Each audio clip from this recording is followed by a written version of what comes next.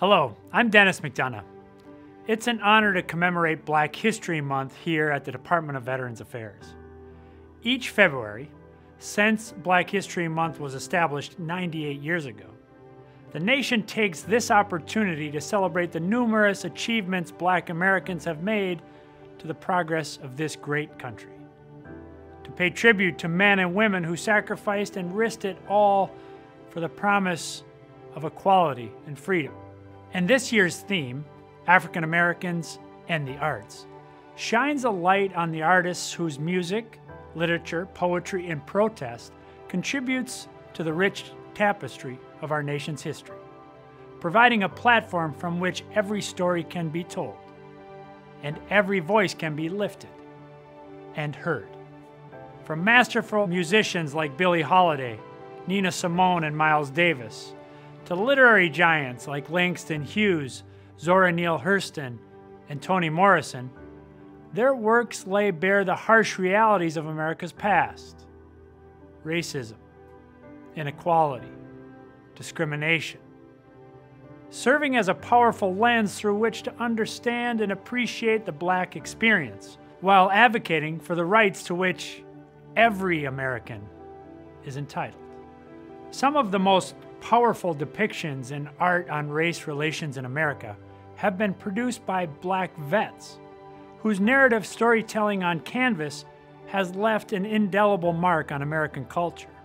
Vets like Corporal Horace Pippin, who served in the all-black 369th Infantry Regiment, better known as the Harlem Hellfighters during World War I, until a German sniper's bullet paralyzed his right arm during the Meuse-Argonne offensive, became one of the most respected and influential artists of the 20th century.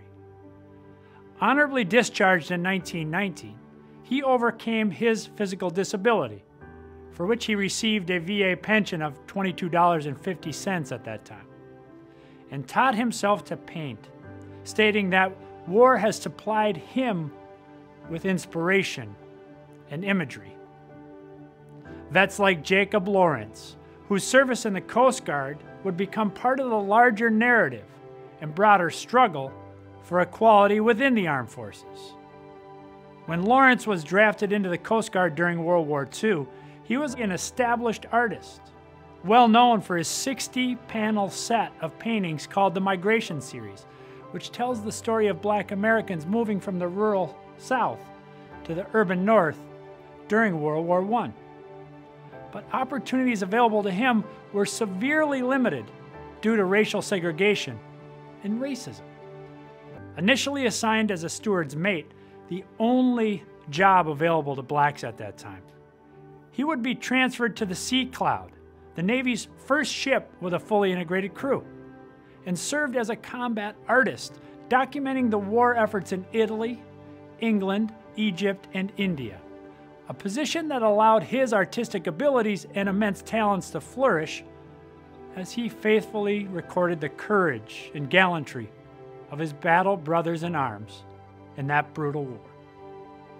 Following his discharge, Petty Officer 3rd Class Lawrence would go on to paint the War Series, which contrasts the experience of white and Black sailors supporting each other in battle, with the racism Black Americans faced in the military and back at home. And then there's Medal of Honor recipient and Vietnam veteran Colonel Paris Davis, who had the courage to put the needs of his fellow soldiers and of this nation before himself during combat operations in Vietnam in 1965.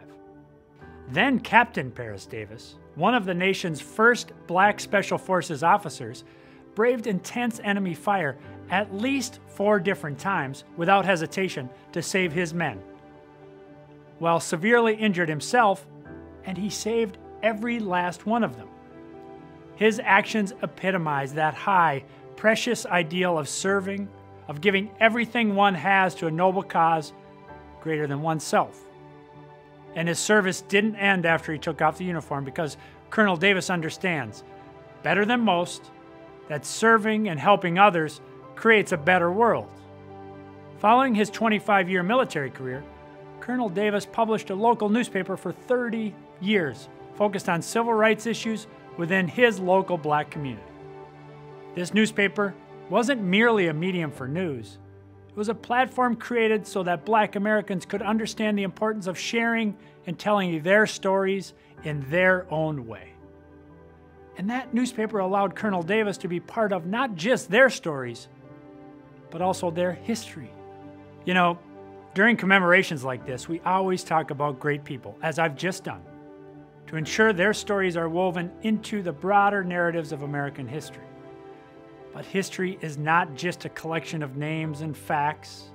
It's not enough to just remember their names and their stories.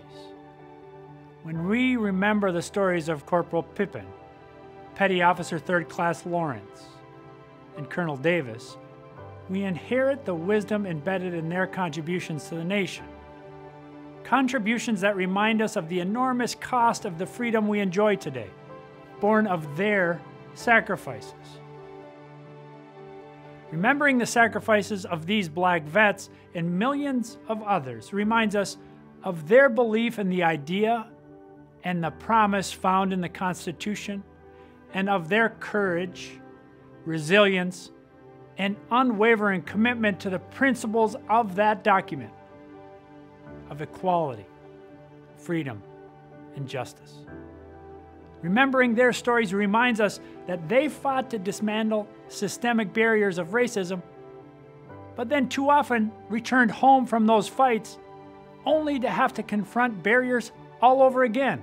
So what we at VA have to fight for is once and for all breaking down those barriers and ensuring every veteran gets the care and benefits they've earned, and refusing to accept decisions that in the past resulted in inequitable and unfair decisions for veterans of color. So this month and every month is a great opportunity, indeed responsibility, for each of us to stand in solidarity with black vets and VA colleagues, and to commit to keeping this country's fundamental promises to black vets and to all vets, because they deserve the very best, and we can never give them anything less. God bless you all, and thank you for your service.